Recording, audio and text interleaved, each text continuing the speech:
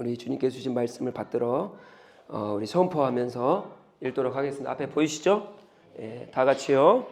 아브라함과 다윗의 자손 예수 그리스도의 계보라. 아브라함이 이삭을 낳고 이삭은 야곱을 낳고 야곱은 유다와 그의 형제들을 낳고 유다는 다말에게서 베레스와 세라를 낳고 베레스는 헤스론을 낳고 헤스론은 람을 낳고 람은 아비나답을 낳고 나손을 낳고 살몬을 낳고 살몬은 라합에게서 보아스를 낳고 보아스는 류색에서 오벳을 낳고 오벳은 이셋을 낳고 이셋은 다윗은 우리아의 아내에게서 솔로몬을 낳고 솔로몬은 르호보암을 낳고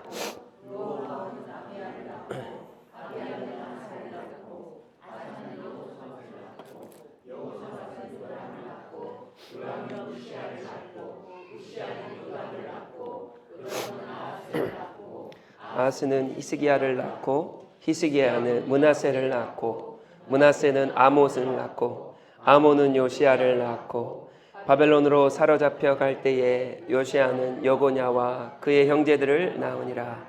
바벨론으로 사로잡혀 간 후에 여고냐는 스알디엘을 낳고 스알디엘은 스룹바벨을 낳고 스룹바벨은 아비웃을 낳고 아비웃은 엘리야김을 낳고 엘리야김은 아소르를 낳고 아소르는 사독을 낳고 사독은 아김을 낳고 아김은 엘리웃을 낳고 엘리웃은 엘르아사를 낳고 엘르아살은 맏단을 낳고 맏단은 야곱을 낳고 야곱은 마리아의 요셉을 낳았으니 마리아에게서 그리스도라 칭하는 예수가 나시니라.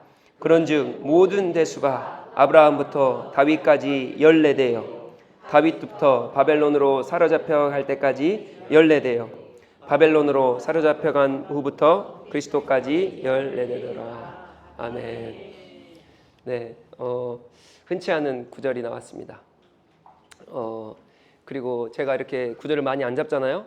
근데 특히 2024년도 하반기는 제가 이렇게 구절을 많이 잡는 것 같아요. 그래서 오늘 또 그렇게 긴 구절 중 하나다.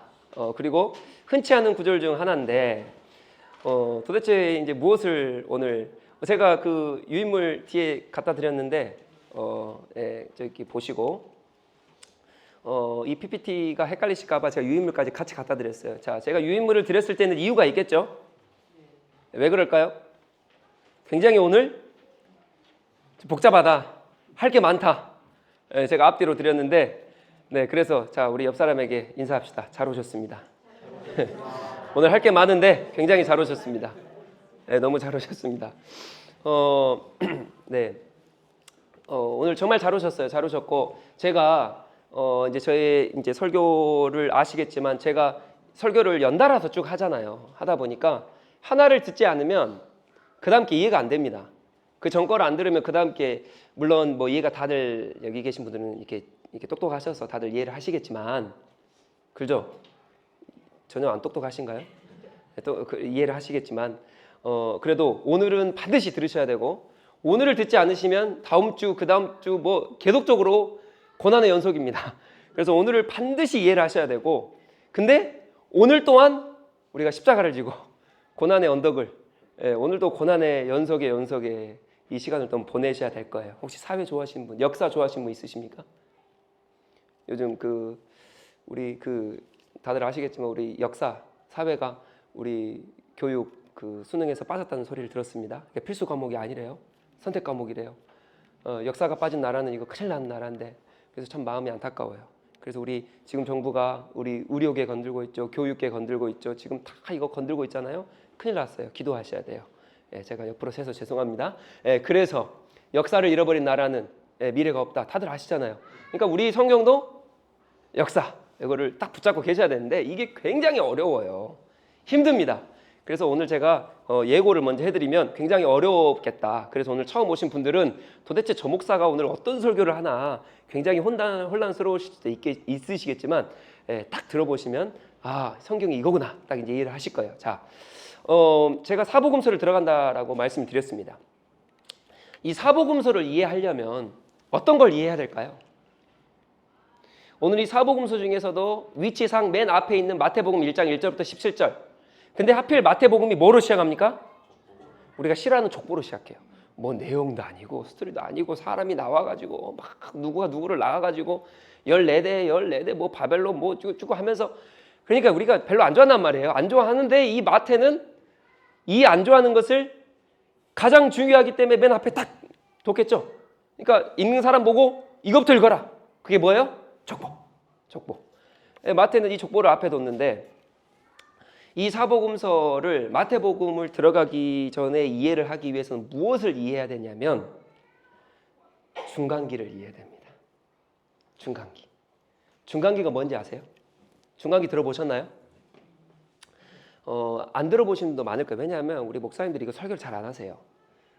왜냐하면 이 중간기를 가르치는 전공하시는 분도 굉장히 소수입니다. 그래서 우리 목사님들도 잘 설교를 안 하시고 또 교수님들도 많이 없을 뿐더러, 그래서 이 중간기 하면 지금 뭐 50년, 60년 다니신 분도 있으세요. 여기서 지금 교회를. 이 중간기 설교를 한 번도 들어보신 분이 없으실 수 있다. 그래서 오늘 여기 계신 분들은 잘 오셨겠죠, 당연히.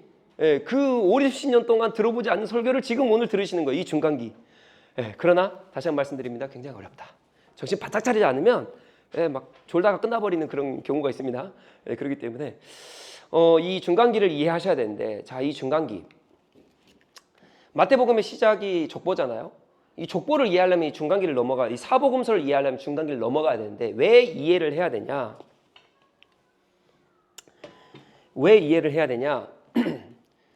보시면 다들 유인물 제가 드렸어요. 우리가 다들 아시죠? 이 솔로몬, 다윗의 아들 솔로몬이 성전을 짓습니다. 그죠? 하나님을 위해서 성전을 지어요. 근데 이전에는 어떤 시대였어요? 성막이었죠. 그래서 거기에서 제사 드리고, 우리가 지성소로 들어간다고 제가 오늘 이번에 기도에도 제가 통성 기도회 때도 그래서 하나님 지성소 앞으로 들어갑니다. 그게 뭐예요? 성막으로 나아갑니다. 주님 앞으로 나아갑니다. 그러니까 원래 성막을 살다가 이스라엘 백성이 광야에서도 성막을 살다가 이제 하나님께서 이 성전을 허락하셨어요. 그래서 다윗이 이 성전을 지어요. 근데 이 성전이 주전 10세기거든요. 근데 이 성전이 멸망당합니다. 누구에 의해서요? 바벨론에 의해서 586년에 이 성전이 사라져버려요. 성전이 파괴당해요. 그래서 이스라엘 백성이 포로로 바벨론으로 잡혀갑니다. 그래서 이 70년, 포로기를 70년을 보내고요. 그리고 돌아와가지고 70년 후에 돌아와가지고 제2성전을 또 건축을 해요. 또 설립을 합니다. 건축을 합니다. 그 성전이 수룹바벨 성전이에요. 제2성전이. 그래서 이스라엘 백성이 포로기 잡혀갔다 와가지고 수룹바벨 성전에서 하나님을 잘 섬겨요. 그래서 이게 지금 10세기, 그러니까 지금 약 500년의 시간이 흐른 거죠. 이 기간이 500년 기간입니다. 성전 파괴되고 70년 지나고 수룹바벨. 그 다음에 이 수룹바벨이 언제 파괴가 되냐? 신약 시대에 와서 파괴가 돼요. 근데 그냥 파괴가 된 게 아니라 이 이스라엘 백성끼리 자기들끼리, 죄송해요, 속된 말 써서 헤쳐먹다가 자기들끼리 싸우다가 로마랑 어떻게 막 해가지고 그 성전이 파괴됩니다. 그러니까 자기들 욕심 때문에 파괴돼요. 그래서 이 AD 주후 70년경에 여기 몇 년이에요? 그러면 여기 600년, 약 600년 됩니다. 그래서 이 파괴가 되면서 로마가 이때 지배하거든요. 좀 이따 다 볼 거니까 걱정하면 그냥 들으세요. 아, 이걸 다 외워야 된다. 이거 스트레스 받으시잖아요. 그냥 들으세요. 자, 파괴를 받아서 이스라엘 백성, 즉 유대인들이 디아스포라로 쫙 흩어져요. 박해를 받거든요. 쫙 흩어집니다. 그래서 70년경에 흩어지면서 이 유대인들을 향해서 쓴 책이 마태가 AD 80년경에 마태가 마태복음을 써요. 그래서 유대인, 이 퍼져 있는 유대인들에게 이제 쭉 이제 이 마태복음을 읽으라고 이제 준 게 이 마태복음입니다. 자, 그럼 아직 안 끝났어요. 거기 차트 아직 안 끝났죠? 자, 그런데 이 주후 이 성전 파괴 전에 누가 오시죠? 예수 그리스도가 오시죠? 그래서 예수 그리스도를 중심으로 보시면 중간기, 여기 이 중간기 이 사이가 있습니다. 성전부터 성전 파괴까지 약 600년이라는 시간이 걸려요. 이 성전이 파괴되니까 600년이라는 시간이 걸리는데, 이 사이에 이 중간기가 있는데, 이게 말라기, 다들 아시죠? 말라기가 구약 성경 마지막입니다. 이게 444년, 이게 느헤미야랑 같거든요. 조금 이따 느헤미야 더 볼 거예요. 느헤미야부터 신약 시대가 예수 그리스도 오시는 그 중간기 딱 이 사이가 400년이에요. 그러니까 뭐 450년 이 정도 보시면 돼요. 그러니까 400년으로 보면 이 시대에 왜 중간기냐? 하나님께서 말씀을 하나도 안 하세요. 그래서 이스라엘 백성이 하나님 어디 계세요? 하나님 우리에게 도대체 하나님 포로 회복도 시켜주시고 성전도 짓게 하셨으면 하나님 역사도 일으켜주시고 하나님 좀 잘되게 해주시고 하나님 좀 말씀 좀 해주셔야죠 라고 하는 그 시기가 이 느헤미야 이 말라기 이후부터 이 주후 예수 그리스도 오시기 그 사이가 450년간의 공백기가 예수 그리스도께서 하나님께서 아무 말도 안 하세요. 아무런 역사도 안 일으키세요. 그리고 뭐가 시작됩니까? 신약이 시작돼요. 주후 AD 1년이 딱 시작돼요. 그냥 아무 말이 없는데 그럼 하나님께서 아무 일도 안 일으키셨을까요? 오늘 그거 볼 거예요. 그거를 알아야 사복음서가 이렇게 시작되는구나 이렇게 알 거예요. 이 사복음서에는요 여러분 잘 아시죠? 바리새인 등장합니다. 서기관도 등장하고요. 십자가도 있고요. 또 세례라는 것도 나와요. 세례도 받으시죠. 우리 세례 받잖아요. 그렇죠? 이런 것들이 구약에 있었습니까? 뭐 열심당원 구약에 있었습니까? 없었어요. 언제 등장했을까요? 이 중간기 때 다 등장해요. 바리새인, 사두개인, 뭐 서기관부터 해서 뭐 십자가, 열심당원, 세례 뭐 이런 것들이 다 중간기. 그거를 하나도 모르고 마태복음을 읽으니 마태복음을 어떻게 읽냐? 이해는 해요. 누구식으로? 우리식으로. 그냥 우리식으로. 그러니까 중간기를 모르면 다 우리식으로 이해하는 거예요. 그러니까 중간기 설교가 중요해요, 안 중요해요? 중요한데 오늘 중요한 만큼 어렵다. 네. 자 볼까요? 계속 보여. 이게 쭉쭉 나눠집니다. 여기는 제가 다 했어요. 작년에 창세기부터 역대하까지 싹 다 했잖아요. 타임라인으로 다 했죠. 네, 전혀 기억 안 나시니까 괜찮습니다. 자, 근데 그냥 간단하게 가면 이 솔로몬 누구예요? 아빠죠. 아빠 다윗. 다윗이 10세기거든요. 그 후에 15세기 모세예요. 그 다음에요. 그 전 아브라함 20세기. 그러니까 여기 보면은 이게 500년 이렇게 500년 텀이 있어요. 자, 그럼 보세요. 이 다윗이 오기 전까지 스토리가 있겠죠. 그럼 여기를 이해해야 모세부터 다윗 중간에 스토리를 이해해야 다윗을 이해하는 거예요. 모세가 그냥 왔습니까? 400년이라는 시간이 있었죠. 종이라는 그 400년 시간. 그러니까 이게 아브라함부터 500년이거든요. 이 사이를 다 이해를 하셔야 그 스토리를 이해하는 거예요. 즉 한마디로 제가 무엇을 말씀드리고 싶냐? 이것도 여기도 그냥 갑니까? 이거 400년이라는 공백기간 이 중간기를 이해해야 마태복음 가는 거예요. 근데 우리는 이거를 까먹고 이게 너무나도 안타까운 현실이지만 이 중간기가 없이 그냥 사복음서를 들어가다 보니 이 사복음서가 자기 멋대로 해석을 해버리는 그러한 좀 안타까운 현실이 일어나고 있습니다. 자, 그래서 오늘 들어가기 앞서 가장 중요한 키포인트예요. 이 역사를 쭉 거치면서 성전 파괴됐죠? 성전 파괴됐어요. 그리고 수룹바벨 성전이 다시 포로기로 돌아와서 성전이 다시 만들어지긴 했어도 그리고 이 중간기 때 하나님 말씀 안 하시죠? 그리고 또 성전이 또 파괴돼요. 예수 그리스도께서 오셨을 때도 마찬가지예요. 이 사람들이 힘들어요. 성전이 파괴되죠. 성전이 다시 건립이 되긴 했지만 그래도 힘들어요. 그리고 중간기 때 말씀하시니까 힘들어요. 예수 그리스도 왔는데도 자기들이 원하는 예수 그리스도가 아니야. 힘들어요. 그리고 성전이 또 파괴돼요. 힘들어요. 박해받아 힘들어요. 그럴 때마다 질문한 게 세 가지가 있어요. 이게 키포인트예요. 이거를 알고 가셔야 돼요. 이게 어떤 질문이냐 이겁니다. 다 같이요. 시작. 하나님은 살아계시는가? 우리는 하나님의 백성인가? 회복이란 무엇인가? 이거를 계속적으로 질문해요. 자, 이 마치 우리랑 똑같습니다. 오늘 우리가 중간사를 쭉 볼 건데 이제 들어가지도 않았어요. 이제 중간사를 볼 건데 이 중간사 중간중간에 다 우리 모습이 보입니다. 다 우리의 시대가 보여요. 지금 우리나라. 이 정치 보세요. 교육, 경제 보세요. 신앙인들도 보세요. 내노라는 목사님들 보세요. 뭐 동성애 찬성하고 막 난리잖아요. 지금 막 아주 난리죠. 그리고 정치인들부터 해가지고 이게 지금 중간사랑 똑같아요. 근데 이 상황에서 예수 그리스도를 믿는 사람들이 무엇을 질문하냐? 이걸 질문하는 거예요. 하나님 살아계십니까? 하나님 우리가 하나님 백성입니까? 하나님 언제 회복시켜주세요? 우리랑 똑같아요. 우리도요. 이 경제 가운데, 이 정치권 가운데 이렇게 신앙생활하고 많은 목사들이 타락하고 있는 이 상황 똑같아요. 중간기랑. 그럴 때 우리가 하나님 앞에 질문을 던져야죠. 하나님 정말 살아계신 거 맞아요? 하나님 살아계시면 우리나라가 어떻게 이럽니까? 하나님 목사님들이 어떻게 그럴 수가 있어요? 하나님 언제 회복이 있을 겁니까? 회복이 무엇입니까? 하나님 도대체 내가 하나님의 백성이라면 하나님 어떻게 우리를 그냥 그대로 내버려 두십니까? 이렇게 힘들잖아요, 경제가. 근데 왜 하나님 우리를 그렇게 내버려 두시죠? 라는 질문, 우리랑 똑같다. 그래서 이 키포인트를 가지고 오늘 중간사를 볼 거예요. 마지막으로 들어가기 전에 한 번 더요. 굉장히 어렵습니다. 그러나 저는 여러분을 믿어요. 네, 그렇기 때문에 딱 집중하시고 따라오시면 될 것 같아요. 자, 이제 이게 확장이 되어져요. 봅시다. 그리고 이 답에 대해서 하나님이 답을 하시는데 그게 족보예요. 이 답에 대한 이 하나님 살아계십니까? 우리 하나님의 백성입니까? 회복이 어떻게 이루어집니까? 여기에 대한 답으로 주신 게 이 마태복음 1장 1절부터 7절 딱 처음에 나온 이 족보예요. 족보를 주시면서 나 살아있다? 네 내 백성이야. 그리고 회복은 이렇게 할 거야 를 답을 해주세요. 족보가 굉장히 중요하죠. 자, 그럼 들어가 봅시다. 자, 쭉 갑니다. 왕정시대예요. 아까랑 똑같죠? 지금 성전 파괴, 또 성전 이 성전을 짓고 또 성전 파괴까지 여기까지 오늘 올 거예요. 이거를 디테일하게 좀 나눠볼 겁니다. 자, 그러면 이때 이제 왕정시대잖아요. 하나님께서 대리 통치자로 사울과 다윗과 솔로몬과 르호보암, 여로보암으로 이렇게 쭉 가죠. 그리고 분열 시대가 일어납니다. 그래서 분열이 돼서 북이스라엘과 남유다로 이해하려 하지 마세요. 그냥 들으세요. 북이스라엘과 남유다로 쭉 갈리면서 쭉 가요. 그렇게 가다가 북이스라엘이 먼저 망합니다. 아수르에서 722년에 먼저 망해요. 근데 하나님의 혈통은 어디 있습니까? 남유다잖아요. 남유다는 계속적으로 존속하는 거예요. 그래서 언제 망하냐? 성전 파괴가 될 때 이때 망해요. 누구에 의해서? 바벨론에 의해서. 근데 바벨론에서 왜 망합니까?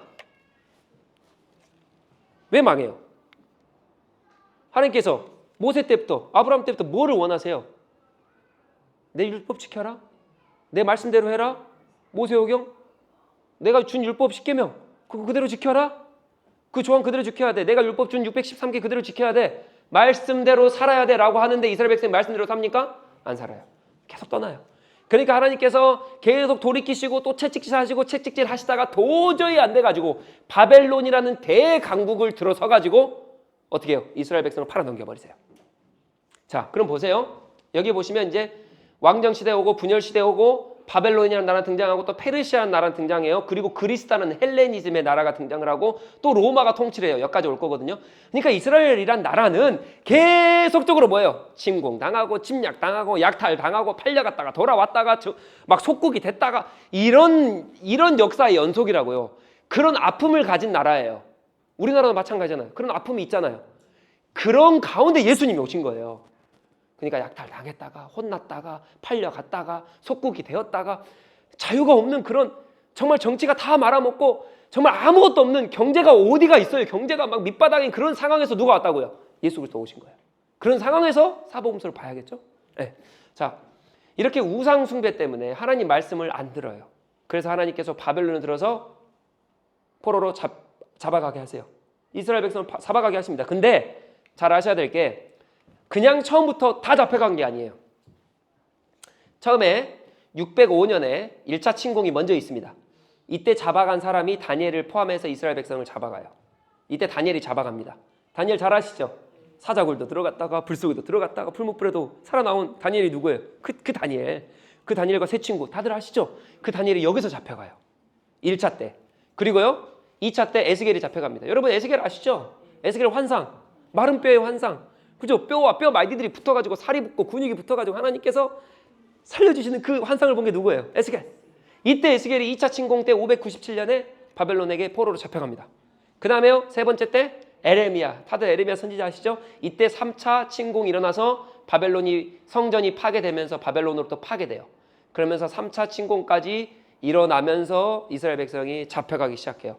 근데 이때 남아있는 사람들이 누구냐? 다들 따라해 봅시다. 사마리아인. 사마리아 사람들. 예수 그리스도께서 오셨을 때 사마리아인들 상종을 안 하시죠. 그때 유대인들이 상종을 안 하시잖아요. 근데 예수 그리스도가 사마리아인 찾아갑니까? 안 찾아갑니까? 찾아가요. 근데 왜 유대인들이 사마리아를 상종을 안 했냐? 다 잡혀갔는데 사마리아만 남아있어요.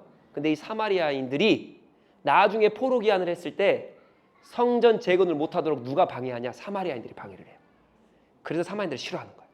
자, 근데 이제 좀 이따 볼 거예요. 그러니까 갑시다. 자, 이렇게 잡혀가는데 잡혀가기 전에 먼저 이사야의 예언이 있습니다.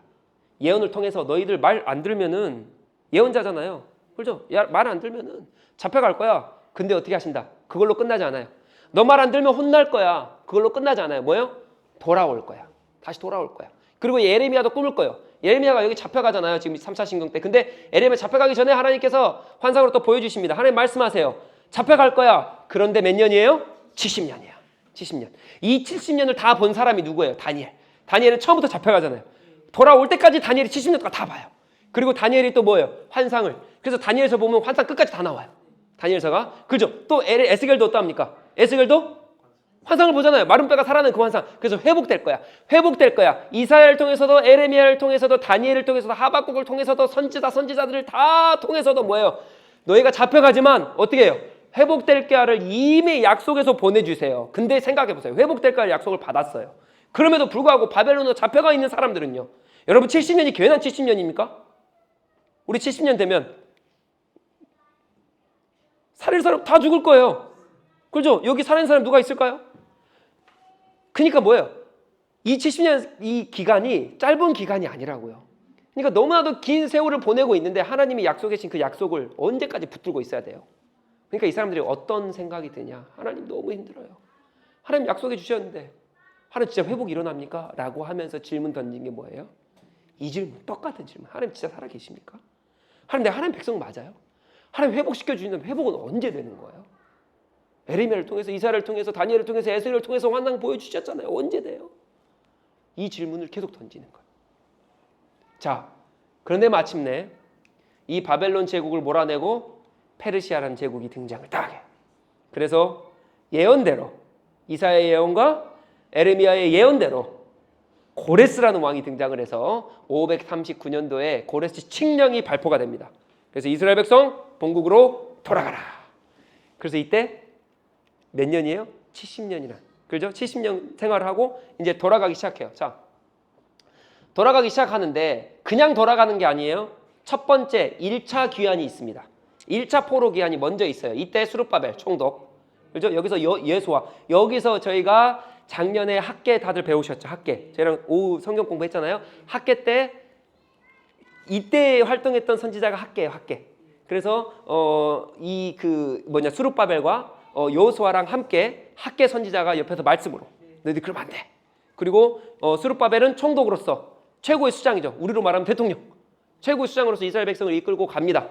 그리고 그때 제사장이 누구예요? 여호수아. 예, 그 사람과 함께 세 명이서 학계랑 함께 딱 마음을 가다두고 가서 뭐를 성전 재건을 해요? 수룹바벨 그 성전을 제2성전을 다 무너진 성전을 재건을 하는데 1차 기한이 536년이에요. 그러니까 539년에 3년이 흐른 뒤 다 준비하고 출발을 해요. 그래서 성전 재건을 하는데 성전 재건이 바로 됩니까? 제가 말씀드렸죠. 우리 학계도 나오잖아요. 누가 건드려요? 이 사마리아인. 여기가 도비야. 학계의 도비아로 나와요. 도비아. 이게 토비아스 가문입니다. 이 토비아스 가문이 여기만 있는 게 아니라 좀 이따 또 나올 거예요. 이 토비아스 가문이 계속적으로 남아있는 사람이 누구였어요? 이스라엘 백성에 남아있는 사람 다 포로로 잡혀가는데 그때 남아있는 사람 사마리아 이 토비아스 가문이었단 말이에요. 이 사람들이 여기 정착하고 있는 거예요. 근데 와가지고 성전을 짓겠다 하니 이 사람들이 가만 놔둡니까? 야 내가 70년 동안 잘 지켰어. 너희들이 뭔데? 그러면서 막 해방을 놔요. 성전 못 짓게 합니다. 그래서 16년 동안 멈춰요. 성전 건축이 16년 동안 멈춥니다. 그리고 누가 등장을 해요? 우리가 배웠던 학계 520년에 학계가 등장을 해요. 그러니까 536년부터 520년 16년 동안 계속 괴롭혀가지고요 못 짓게 해요. 그리고 경제 상황이 어떻습니까? 포로로 잡혀가니까 우리나라도 마찬가지였잖아요. 포로로 잡혀가면 우리나라 정치, 경제 다 황폐해지는 거예요. 근데 돌아왔는데 정치 경패도 황폐하죠. 그래서 돈도 없고 먹을 것도 없고 농사도 못 짓겠고 어떻게 해야 될지 모르는데 성전은 지어야겠고 근데 누가 건드려요? 토비아스 가문이 계속적으로 핍박하는 거예요. 못 짓게. 그러니까 뭐예요? 16년 동안 놔버리는 거예요. 그래서 하나님을 떠나요. 하나님 떠나가지고 나 하나님 말씀 안 지켜요. 하나님 살고 봅시다. 농사 짓고 경제 활동하고 정치 세우고 그걸 16년 동안 한 거예요. 그래서 나온 선지자가 누구예요? 학계가 나와가지고 너 뭐 하는 거야 지금. 하나님 말씀이 뭐야? 포로견 했으면 성전 지어야지. 율법대로 살아야지. 라고 하면서 학계가 등장을 해요. 그래서 이 학계가 등장을 하고 다시 한번 이스라엘 백성이 마음을 가다듬고 오케이 성전 짓자. 내가 이 어렵고 힘든 상황이다 할지라도 아직 내가 배가 부르지 않고 너무 배가 고프고 너무 춥고 이러한 상황이다 할지라도 주님의 말씀을 쫓아 성전부터 짓자라고 해서 4년 동안 열심히 지어서 4년 후에 수룹바벨 성전을 마무리합니다. 그래서 돌아와가지고 16년 후에 학계가 정신 차리게 한 다음에 4년이 지나 총 20년이 지난 후에 수룹바벨 성전이 완공이 돼요. 자, 그런데 이 완공이 된 수룹바벨. 자, 성전이 지면 이때 당시엔 성전만 지으면 됩니까? 자기들이 살아야 할 성벽도 필요하잖아요. 침공을 막으려면 뭐가 필요해요? 우리도 그러잖아요. 200년, 300년 지나가고 조선시대 이때 보세요. 뭐예요? 성으로 다 둘러싸서 그렇게 살잖아요. 그러니까 우리도 이스라엘 백성도 성벽이 필요하지 않겠어요? 그러니까 성벽을 또 건축을 해야 돼요. 성벽이 없는 거예요. 근데 이 사람들은 성전을 건축하느라 힘이 다 빠졌어요. 어떻게 해요? 그러니까 하나님께서 은혜로 2차 기한이 일어나요. 에스라를 통해서. 그리고 3차 기한이 일어납니다. 느헤미야를 통해서. 그래서 느헤미야 시대 때 성벽이 완성이 돼요. 완성. 그래서 성전과 성벽이 완성이 이때 느헤미야 시대 때 됩니다. 자, 그런데 힘들겠어요? 안 힘들겠어요? 그래도 힘들죠. 정치 경제가 그냥 일으키기 쉽습니까? 그리고 이때 당시에는요, 70년 동안 포로기 생활했잖아요. 그러니까 사람들이 1세대가 죽고 2세대가 일어나는데 여러분 아시잖아요. 2세대가 어디에서 태어나서 어디에서 자라요? 페르시아라는 다른 나라에서 자라면은 이 나라의 언어를 쓸 수밖에 없어요. 근데 이때 당시 유대인들은 어떤 언어를 썼어요?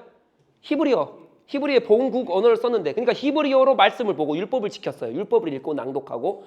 근데 세대가 바뀌면서 히브리어가 희미해지고 그리스어를, 페르시아어를 사용하는 그 세대가 일어난 거예요. 그러니까 본국으로 돌아오긴 했는데, 포로 기한을 했는데 율법책을 읽을 수 있어요? 없어요? 없어요. 없는 거예요. 그러니까 율법도 못 읽어. 성전을 짓기도 했는데, 이 성전이 어떤 성전이냐? 너무나도 다른 나라의 성전에 비해서, 다른 나라의 성벽에 비해서 너무나도 보잘것없이 너무나도 약한 거야. 경제 상황은 어떻습니까? 정치 상황은 어때요? 배고프고 고달프고 한 그런 상황 가운데, 그래서 이들이 한 질문이 또 뭐예요? 이거 질문한 거예요. 하나님 말씀대로 성전도 짓고 성벽도 짓고 이렇게 돌아왔자 다 했잖아요. 근데 하나님 진짜 하나님 살아계신 거 맞아요? 하나님 우리 하나님 백성 맞습니까? 하나님 언제 회복이 되냐고요? 언제 경제활동과 언제 정치와 언제 신앙과 이 모든 것이 하나님 히브리어로 어떻게 읽어요? 지금 그리스어 지금 70년 동안 했는데 하나님 이거 어떻게 회복하십니까? 라는 질문을 이때도 당연히 했죠. 그리고 한 명이 이걸 꼭 보셔야 돼요. 이 페르시아 때 포로 기한을 하지 않는 사람들, 우리 에스더서 나오죠. 이 에스더가 모르드게, 그죠? 하만 장군 다 나오잖아요. 이때 포로 기한을 하지 않았던 유대인들은 거기에 그대로 남아있는 그 배경이 에스더의 배경입니다. 그래서 포로 기한을 아직 안 한 그 배경이 에스더예요. 자, 그럼 질문할게요. 포로 기한을 한 사람이 많을까요? 하지 않는 사람이 많을까요? 포로 기한을 한 사람이 더 많을까요? 하지 않는 사람들이 많을까요?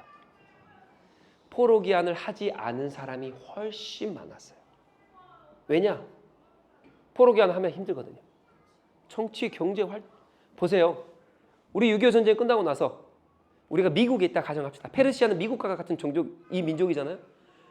근데 거기에서 직장도 다 잡고 자녀도 다 잘 되고 앞길도 막 뻥뻥 뚫려 있어요. 그리고 페르시아 나라는요, 이 기회의 땅이었어요. 미국도 기회의 땅이잖아요. 이렇게 불렸잖아요. 아메리칸 드림 해가지고 기회의 땅. 그래서 관직도요, 이게 뭐 다른 나라건 우리나라건 할 거 없이 모든 사람의 공평하게 관직도 다 줬어요. 그 땅에서 살길 원합니까? 아니면 돌아와서 그 황폐한 땅에 살길 원합니까? 토비스, 이 사마리아 가문은 계속 괴롭히죠. 성벽은 지어야 되죠. 성전은 건축해야 되죠. 경제활동도 다시 새롭게, 농사도 다시 지어야 되고, 내 자녀 교육하고 어떻게 할 건데요? 아, 나는 히브리어 쓰는데 내 자녀는 그리스어인데 어떻게 할 건데? 그러니까 뭐예요? 포로 기한 하는 사람보다 안 하는 사람이 훨씬 많아요.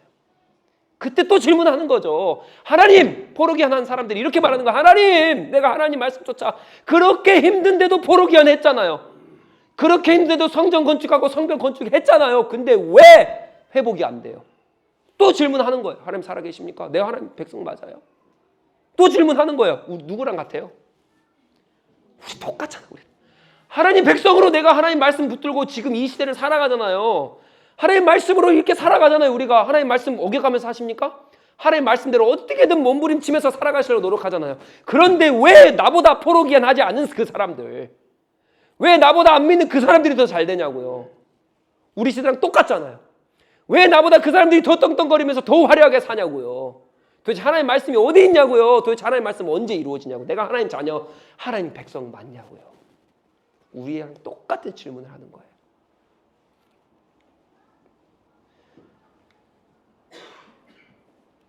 그래서 이때 당시에 나온 이제 성전이 건축이 되고 회당 중심으로 가면서 율법과 유대교가 다 황폐해지니까 다시 한번 정립을 시킵니다. 막 율법을 이때 당시에는 썼잖아요. 기록하고. 그러니까 막 다 흩어졌을 거 아니에요. 성전이 파괴되는데요. 다 흩어졌을 거 아니에요. 그러니까 다시 막 흩어진 거 다 막 모아가지고 다시 정립하고 하는데 뭐가 문제예요? 이 이스라엘 백성을 가르쳐야겠는데 어렵게 모았단 말이에요. 그래 가르쳐야 되는데 이 사람들이 뭐를 써? 히브리어를 안 쓰고 그리스어를 써. 그러니까 가르칠 수 있어 없어요? 없어요. 그래서 등장한 사람들이 서기관이 여기서 등장을 해요.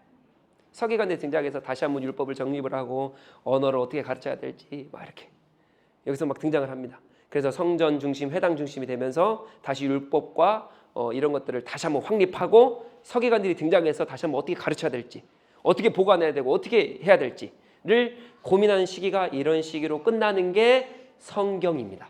그리고 이제 중간기예요. 이렇게 암묵한 시기잖아요. 이걸 알고 중간기도 또 보셔야겠죠? 자, 그럼 중간기 이렇게 되는데 누가 등장을 합니까? 이제 페르시아 제국이 끝나요. 페르시아 제국이 끝나고 여러분들 이제 공부를 좀 하셨다 하시는 분들은 주전 3, 4세기경 엄청난 대왕이 등장을 하는데 그 대왕이 누굽니까? 맞아요. 어떻게 하시고 공부 좀 하셨네요. 네, 알렉산드리아. 알렉산더 대왕. 뭐예요? 나라를 어떻게 하겠다? 세계를 통일시키겠다 하면서 알렉산드리아 대왕이 팍 등장을 하는 거예요. 333년에. 이때 등장을 합니다. 이스라엘 백성은 어떻겠어요? 계속 힘든 상황이에요. 하나님 앞에 계속 질문하는 상황이에요. 너무 힘들어요. 어떻게 해요? 하나님, 나 백성 맞아요. 회복 이루어집니까? 그러면서 알렉산더가 등장을 하기 시작하면서 알렉산더의 스승이 누구냐? 제가 또 철학을 전공했잖아요. 학부로. 예, 알렉산더의 스승이 누구냐? 아리스토텔레스입니다. 철학의 최고의 최고봉이죠. 이 아리스토텔레스. 그러니까 알렉산더 이 대왕이 나라를 모든 나라를 다 하나로 통합하면서 그 사상은 뭐로 갖고 온 거예요? 철학 사상. 자기 스승의 사상을 다 갖고 온 거예요. 그러면서 이스라엘 백성도 어떻게 해요? 철학 사상이 그때 들어와요. 그래서 그리스, 저기 아덴, 다들 아세요? 우리 고린도전서 했을 때 제가 한번 나눴어요. 아덴, 지혜자들. 그 지혜자들을 바울이 상대할 때에 지혜로 상대를 해요. 그죠? 근데 뭐라 그러냐면 이 지혜로운 말, 철학적인 말을 싹 버리고 내가 너희들이 볼 때 바보 같은 언어로만 내가 너를 상대해. 그게 뭐예요? 복음이에요. 순수 복음. 너희들이 그렇게 말하는 그 아덴의 그 지혜, 아리스토텔레스부터 알렉스 대왕부터 왔던 그 어마어마한 철학들을 내가 부수기 위해서 세상의 다른 화려한 지식으로 부수는 게 아니라 뭐로 부순다? 복음으로 부순다. 바울이 그때 그 얘기를 하거든요. 자, 그러면 이 알렉산더 대왕이 그래서 통일을 딱 시켜요. 그래서 어마어마한 나라들을 다스리기 시작합니다. 그리고 이 그리스, 이 철학, 헬레니즘이라 그러죠. 헬라 이 문화를 퍼뜨리기 시작을 해요. 여기 안에 근데 이것을 알렉산더 대왕이 좀 길게 통치하면 좋겠는데 아주 짧게 통치합니다. 10년 통치해요. 그래도 길긴 하죠. 10년 통치를 하면서 죽어요. 근데 안타깝게도 자기 아들들, 자녀들이 하나도 없이 죽어요. 다 죽어요. 그래서 알렉산더 밑에 있던 4명의 그 장군들이 있거든요. 그 장군들이 알렉산더가 지배했던 그 나라들을 4개로 쭉쭉쭉 나눠 먹습니다. 근데 그 4명은 다 할 필요 없어요. 딱 2명 말면 됩니다. 자, 그냥 들으세요. 그냥 막 외우려 하지 말고 들으십시오. 4명의 장군 중에 자, 프톨레마이오스, 셀레우코스 이름도 복잡해요. 자, 이렇게 우리 약식으로 하겠습니다. 자, 프톨레랑 셀레로 하겠습니다. 프톨레랑 셀레. 자, 이 장군들이 왜 중요하냐? 이 프톨레는요, 이집트예요. 이집트 쪽. 그러니까 우리가 유럽 쪽을 보면 이집트 쪽 밑에 쪽 있죠. 그 다음에 이 셀레는 위쪽 페르시아 쪽입니다. 그러니까 이 중간에 누가 있어요? 이스라엘이 있어요. 이스라엘. 그러니까 자꾸 이 두 장군이 세력 다툼으로 싸울까요? 안 싸울까요? 이 이스라엘 백성은 어느 중심이에요? 지금 성경 중심, 율법 중심, 이 중심으로 막 가고 하나님의 나라 백성이잖아요. 계속적으로 그렇게 가고 있는 거예요. 힘들더라도 지키고 있어요. 질문해 가면서 지키고 있는데 여기가 엄청난 큰 사상으로 뭐예요? 기독교 사상으로 잡혀 있으니. 근데 어떤 사상으로 여기를 물들여야 돼요? 지금 헬라 사상으로, 그렇죠? 그리스 사상으로 물들여야 되는데 그래서 그런과 동시에 뭐 지역 다툼으로 막 싸우기 시작합니다. 그래서 어쩔 때는 프톨레가 이기기도 하고 어쩔 때는 셀레오가 이기기도 해요. 그래서 이스라엘 백성이 이기는 쪽으로 붙었다가 또 이쪽으로 붙었다가 왔다 갔다 해요. 그게 한 300년 정도 됩니다. 근데 이때 누가 등장을 합니까? 이때부터 정확한 언어는 등장하지 않지만 스멀스멀 누가 등장을 하냐? 바리새인과 사두개인들이 여기서 등장을 해요. 네, 아직 명칭은 등장은 아닌데 이 사람들의. 그래서 사두개인들은 누굽니까? 이 정치계에 붙어가지고요. 이 프톨레가 이기면 프톨레 쪽으로 쭉 붙어요. 그리고 셀레가 이기면 셀레 쪽으로 쭉 또 붙어요. 그게 누구예요? 이 그룹이 나중에는 사두개인 그룹이 돼요. 그러니까 정치, 이 중요한 거 한마디로 대통령 옆에 붙어가지고 자기들 해먹는 거예요. 그러니까 정치를 하고 있는 거죠. 그래서 여기 붙었다가 저기 붙었다가 정치가들이에요. 근데 여기서 질 수 없으랴 바리새인 파들이 또 나옵니다. 경건주의자들. 아니 니들은 여기 붙었다 저기 붙었다 하지 말아라. 하나님의 말씀대로 우리 율법대로 살아가야 되는데 라고 하면서 군중들을 또 이렇게 선동하기 시작합니다. 하나님 말씀대로 살자라고 하면서 이 사람들은 뭐예요? 정치가들이잖아요. 근데 중요한 건 하나님 말씀대로 살아야 되니까 군중들을 막 해요. 그래서 이 사람들이 나중에는 바리새인으로 쭉 갑니다. 어찌됐든 이 두 부류의 사람들이 어찌됐든 정치적인 사람들인 거예요.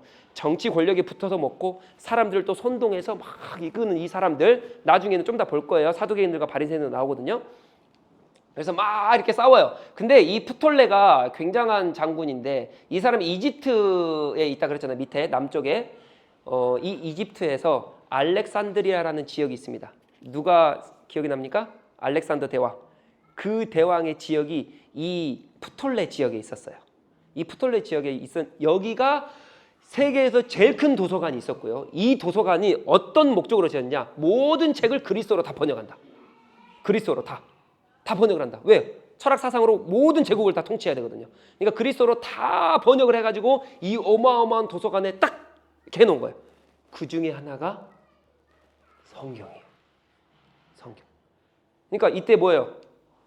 지금 이 백성들은 히브리어를 못해요. 근데 히브리어 성경을 읽고 있는 거예요. 어떤 어마합니까? 그리스어만 할 줄 알았다 그랬잖아요. 그리스어만. 그러니까 자녀들은 그리스어만 하는데 성경을 이 히브리어로 받으려니까 너무 힘든 거예요. 근데 이것을 또 하나님께서 은혜를 주셔가지고 다른 장군을 통하여서 이 사람은 온 세상을 그리스어로 다 물들기 위해서 한 행동인데 그리스어밖에 할 수 없는 이 백성들밖에 없기 때문에 하나님께서는 이 장군을 쓰셔가지고 70인역이 번역이 돼요. 그게 그리스어예요. 그게 그리스어. 그때 그래서 이스라엘 백성이 성경을 다시 읽어요. 은혜롭죠. 하나님 은혜. 세상에 흘러가는 그 모든 것들을 보면 하나님 어떻게 저럽니까? 정치인들 어떻게 저래요? 이 우리나라가 어떻게 이렇게 팔려갈 수 있습니까? 라고 하시는데 하나님 일하시니까 안 하십니까? 하나님 그 안에서 일하시는 거예요. 이 질문을 해야 되는데 하나님 살아계십니까? 하나님 살아계시죠. 너 내 백성이야. 너 성경 못 읽고 있어? 내가 읽게 해줄게. 하나님 하시는 거예요. 다. 자, 그러면서 이제 안티코스 나중에 또 할 거니까 그냥 들으십시오. 박해가 시작됩니다. 이 박해가 어떻게 시작되냐? 자, 이 토비아스 가문이 여기서 안 끝나요. 여기서 또 등장을 해요. 이 나쁜 놈들, 이 사마리아인들. 그러니까 이스라엘 백성이 상종을 할까요, 안 할까요? 안 해요. 이스라엘 백성이 이 사마리아 상종도 안 해요. 이 나와가지고 계속적으로 괴롭히는 게 누구예요? 이 토비아스 가문. 이 토비아스 가문이 오면서 안티오쿠스랑 함께 박해를 시작하는데요. 이때의 제사장들은 아론 제사장들의 계열이었잖아요. 이스라엘 백성은 제사장, 대제사장이 꼭 필요합니다. 아론의 반, 모세와 그 친척년 아론의 제사장으로부터 쭉 흘러와요. 이게 또 할 거니까 그냥 들으십시오. 사독 계열입니다. 사독 계열. 근데 이때 이 토비아스 가문이 등장을 하면서 이 사독 계열을 없애버려요. 그러면서 토비아스 가문이 비사독 계열, 그러니까 사독 계열이 아닌 다른 제사, 그러니까 한마디로 아론의 이 족속이 아닌 혈통이 아닌 거예요. 그러니까 뭐 하고 있는 거예요? 하나님 말씀을 듣지 않고 있는 거잖아요. 그러니까 율법을 어긴 거예요. 율법을 어겨가면서 그리고 율법도 안 지키고요. 할례도 안 해요. 안식일도 안 지켜요. 그러면서 이 성전에 와서 뭐 하라 그러냐면요. 제우스 우상에게 절해라.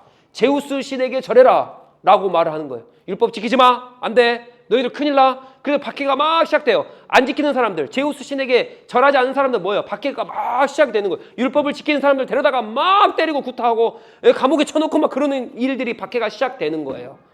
그래서 누가 등장을 하냐?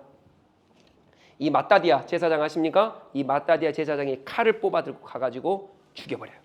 누구를 죽여요? 여기서 모든 불법을 성전에서 하나님의 말씀에 불법을 저지르는 모든 대제사장들과 함께 다 죽여버려요.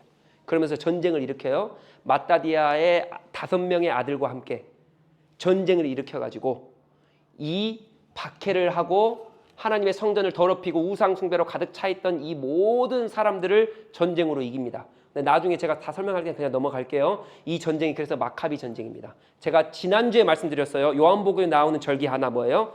수전절. 그게 마카비 전쟁이에요. 그래서 하나님의 말씀을 더럽히고 하나님의 성전을 더럽혔던 모든 것을 깨끗하게 정화시켜버리는 게 이 마카비 전쟁이에요. 시작이 마따디아 제사장이고요. 이 마따디아 제사장이 아들인 마카비, 유다 마카비거든요. 이 마카비가 마지막 종결부를 찍어요. 그래서 성전을 탈환합니다. 그래서 이 마카비 전쟁이라고 불려요. 이 가문이 하수몬 가문입니다. 나중에 또 볼 거예요. 그래서 넘어가세요. 자, 이 하수몬 가문이 나중에 이스라엘이 진짜 독립을 합니다. 그때 가장 큰 권력을 가졌던 가문이 누구냐? 하수몬 가문이에요. 근데 이게 왜 중요하냐? 나중에 또 볼 건데 이 하수몬 가문이 여러분 아시죠? 예수 그리스도 탄생이 이때 됩니다. 근데 이 헤롯 왕, 분봉 왕, 이 헤롯 통치가 있잖아요. 이 헤롯 왕이 정권을 잡기 위해서 어떤 권력을 갖다 쓰냐? 이 하수몬 왕조를 갖다 써요. 이 하수몬. 왜냐면 하수몬 왕조 누굽니까? 이 마카비 가문. 그러니까 이스라엘 백성의 모든 성전을 정화시켰던 가문. 마카비 전쟁이 이랬던 이 가문이잖아요. 그러니까 유다 사람들, 이스라엘 백성을 잘 통치하기 위해서는 이스라엘 백성에게 잘 통치하고 이 유다의 왕으로서 인정을 받기 위해서는 하나의 어떠한 큰 이유가 있어야 되는데 그 이유가 뭐냐? 나 하수몬 왕조야. 야, 유대 그 마카비 전쟁 일으켰던 그 하수몬 왕조, 내가 성전을 다 깨끗하게 했던 그 거기야. 하나님의 말씀으로 돌아가게 했던 그 하수몬 왕조야 라고 하는 그 왕조를 갖다 쓴 사람들이 이 사람들이에요. 근데 이 사람들은 이 왕조랑 전혀 관계가 없거든요. 근데 통치하기 위해서 이 왕조를 갖다 씁니다. 아무튼 그래서 등장했던 게 이제 사두개인들, 바리새인들, 에스네파. 나중에 제가 다 설명드릴게요. 시간이 많이 됐기 때문에 말씀 마무리해야 되니까 제가 빨리 넘어갑니다. 사두개인들과 바리새인들이 이때부터 나온다 그랬죠? 이때부터 정식적으로 공식적으로 나와요. 그래서 자기들끼리 싸워요. 자, 여기 사두개인들 누굽니까? 정치파라 그랬죠? 권력들이 붙어가지고 이쪽 붙었죠. 저쪽 붙었다. 왔다 갔다 했죠. 여기서도 마찬가지예요. 지금 대제사장 이쪽 붙었다. 저쪽 붙었다. 사독계열에 붙었다. 비사독계열에 붙었다. 왔다 갔다 하면서 그러니까 이 대제사장도 왔다 갔다. 그러니까 이 정치계열에 붙어가지고 근데 여기서 벗어난 이 바리새인들은 군중 속에 들어가가지고 이거 아니다. 율법은 이거다. 율법은 저거다 하면서 막 가르쳤던 그 사람들이 누구예요? 이 바리새인들. 이게 싫어가지고 광야로 나가서 나는 경건하게 살래라고 한 사람들이 에스네파. 여기서 누가 나오냐? 세례 요한이 여기서 나와요. 세례 요한이. 그러니까 경건주의자들. 그러니까 예수 그리스도가 공생애 전에 40일 광야로 나가서 시험 받으시잖아요. 뭐 하는 거예요? 경건하게 준비하는 그 기간이에요. 그래서 광야로 나가시는 거예요. 왜요? 이때 이 흐름이 그래요. 자, 그래서 얘들이 계속 싸워요. 싸우다가 해서 중재가 안 되니까 누구를 데려오냐? 그래서 로마가 등장을 합니다. 그러니까 누구 때문에 로마가 등장을 해요? 바리새인과 사두개인들 지킬 때문에 로마가 등장을 해요. 로마가 와서 보니까 나중에 제가 다 설명드릴게요. 그래서 침공을 하기 시작하고 그래서 이 침공을 왜 하냐면 로마 폼페이오스 왕이 딱 이게 왔는데 중재를 하러 처음에 오거든요. 중재를 하기 위해서 로마를 딱 불어오는데 성전을 딱 오니까 성전이 어떠냐면 돈이 어마어마하게 깔려 있는 거예요. 성전에. 그래서 다들 아시겠지만 강도 만난 그 스토리에 다들 아시죠? 그 스토리 제가 설교 한번 했잖아요. 거기서도 제사장과 대제사장이 돈이 가장 많았다. 왜냐면 이게 사람들이 돈을 걷어들이니까. 그래서 성전이 그렇게 부자였거든요. 이걸 보고 한 로마의 황제가, 한 로마라는 이 나라가 이 성전의 돈을 보고 나라가 돌아와 버려요. 그래서 전쟁을 합니다. 그래서 성전이 그렇게 타락한 거예요. 이 제사장들이 한 나라가 와서 공격할 정도로 돈이 그렇게 많은 거예요. 누구를 다 갉아먹은 거예요? 그 백성들을. 다 백성들을. 이때 당시 시대의 배경이 그렇습니다. 그래서 예수님 누구 편이었어요? 그래서 가난한 사람, 그 약자 편이었던 거예요. 너희들이 하나님 말씀, 하나님의 율법으로 제사장들아, 하나님의 말씀으로 그 사람들 다 갉아먹어? 누구 편이었어요? 하나님의 말씀을 가지고 있던 그 제사장 편이 아니라 누구 편이었어요? 약자 편들. 이 배경을 아시겠죠? 이제 예수 그리스도 얼마나 그 약한 자들, 연약한 자들을 그렇게 돌아보셨는지. 예. 그래서 결국 이렇게 됩니다. 예. 아무튼 제가 나중에 다 설명을 드릴 테니까 오늘 이렇게 좀 마무리했으면 좋겠습니다. 자, 이 상황이 중간기의 상황 그래서 어떻냐? 자, 이것만 딱 아시면 될 것 같아요. 바리새인들, 우리가 흔히 말하는 종교 지도자들이죠. 이 종교 지도자들, 바리새인들과 사두개인들. 사두개인들은 제사장 쪽에 붙어가지고 이쪽으로 갔다 저쪽으로 갔다. 그래서 제사장을 팔기도 하고 사기도 하고 하면서 바리새인들은 어떻게 합니까? 이게 보기 싫어가지고 민중들을 가가지고 막 부추겨가지고 지금 뭐 하고 있는 거예요? 이게 율법 이렇게 지켜야 돼, 이렇게 따라야 돼. 지금 이거 하고 뭐 하고 있는 거예요? 정치하고 있는 거예요. 둘 다 하나님의 이름으로. 그러면서 광야에서 누가 있어요? 에스네페가 있어요. 그래서 누구의 길을 준비합니까? 예수 그리스도의 길을 준비하는 그 파들. 그러면서 계속 싸우죠. 그리고 로마가 들어왔죠. 로마는 분봉왕, 자기가 직접 통치 안 해요. 그래서 헤롯 대왕을 보내가지고 통치합니다. 그래서 로마가 직접 통치하지 않고 누구를 세워서 통치해요. 자, 그러면 누구를 세워서 통치하려면 이 사람은 힘이 있어야 될까요? 없어야 될까요? 힘이 있어야 되죠. 유다의 왕이라고 불려야 될 거 아니에요. 근데 유다의 왕으로 누가 오셔버렸어요? 예수님이 오셔버리니까 이 헤롯 통치 때 가만히 안 있어요. 2살 밑으로 다 죽여버립니다. 성경에 나오죠. 2살 밑으로 다 죽이라 그래요. 왜요? 자기가 왕인데 누구 왕이 왔어요? 진짜 유대인의 왕 예수님이 와버렸네? 그러니까 이 사람들이 가만히 있습니까? 없습니까? 그러니까 정치 쪽에서는 자기 이득권 때문에 막 싸워요. 그래가지고 사람들 다 죽여버려요. 막. 내가 왕인데 나는 로마 시민이 아니잖아요. 로마에서 허가를 받아서 통치하고 있는 사람인데 그래서 진짜 인정을 받기 위해서 내가 진짜 왕이 돼야 되는데 근데 진짜 왕이 나와버렸어. 누구예요? 예수 그리스도라는 유대의 왕이 나와버리니까 여기 자리가 흔들리죠. 그러니까 헤롯 왕이 다 죽여버리는 거예요. 그 밑으로 예수 그리스도가 딱 죽여버리려고. 그래서 예수 그리스도 시대 때 애들이 다 죽잖아요. 예. 그래서 지금 정치권은 그러고 있죠. 종교권은 어떻게 합니까? 사도계에 있는 바리새인들끼리 자기들끼리 막 싸우고 있죠. 이런 시대예요. 하나님의 율법이 어디 있습니까? 그러면서도 광야로 나가서 경건주의자들은 어떻게든 하나님 말씀 지키려 살아가죠. 그러면 그 사람들도 똑같은 질문을 하겠죠. 하나님 진짜 살아계십니까? 하나님 내가 하나님 사람 맞습니까? 하나님 회복을 어떻게 시키실 겁니까? 이 질문을 계속 던지는 게 지금 거의 막 1000년이에요. 1000년. 이 질문을 심각하게 던졌던 게 이 중세교예요. 따라서 예수 그리스도가 오시고 나셔도 그럼 이 사람들이 바랬던 건 뭐였겠어요? 정치권 정리하고 종교권 딱 정리해가지고 예수님이 딱 들어서면 끝나는 건데 예수님이 딱 들어섭니까? 안 들어서시잖아요. 그러니까 예수님의 회복은 뭐예요? 다른 거예요. 그러면서 예수님은 그렇게 말씀하십니다. 봐봐, 족보야. 이렇게 혼란한 상황 가운데 마태복음 족보를 들이대시면서 너 내 백성이야. 너 힘들지 어렵지? 이렇게 막 통치가 이렇게 정치가 종교개혁이 너무 힘들잖아. 그럼에도 불구하고 내가 너를 끝까지 이끈다. 내가 너를 끝까지 붙든다. 봐봐 내 사람들 쭉쭉쭉 하면서 족보를 그래서 보여주시는 거예요. 내가 회복을 어떻게 시키는지를 아니? 어메 어디 가버렸어요? 네, 누가 없앴어요? 빨리 말씀하세요. 네. 네, 내가 회복을 어떻게 시키냐면 예수 그리스도가 오셔서 이제 성전이 여기서 파괴가 되잖아요. 이 성전이 누가 되시냐면 예수 그리스도가 직접 되셔서 요한복음 1장 14절에 이렇게 말합니다. 예수 그리스도가 말씀이 육신이 되어 이 땅에 거하매. 거한다는 말이 뭐예요? 장막친다. 성전, 장막친다. 이제 예수 그리스도가 직접 성전이 되시고 예수 그리스도를 믿는 우리들이 성전이 되어서 성전 파괴됐어요. 없어요. 이제 누가 진짜 성전이에요? 우리가 성전이에요. 그래서 회복이 이루어진 거예요. 하나님 우리와 함께 하십니까? 네. 마태복음에 뭐라 나와 있어요? 임마누엘이라 하리라. 임마누엘과 함께 하시죠. 그럼 하나님 우리 하나님 백성 맞습니까? 마태복음 족보를 보여주시면서 내 백성이야. 이렇게 혼탁하고 혼란한 시대 가운데 내 백성이야. 보여주시는 거죠. 이 세 가지 질문을 다 하는 게 마태복음의 첫 번째 족보로 딱 등장을 하는 거예요. 사랑하는 성도 여러분, 우리랑 질문이 똑같다니까요. 똑같아요. 험난한 이 인생길 보이지 않고 내가 정말 하나님 살아계신 거 맞나? 정말 말씀대로 살아가는데 이 말씀대로 그럼 뭔가 이루어져야 하는데 하나도 안 이루어지고 이게 힘든 게 맞나? 네, 맞아요.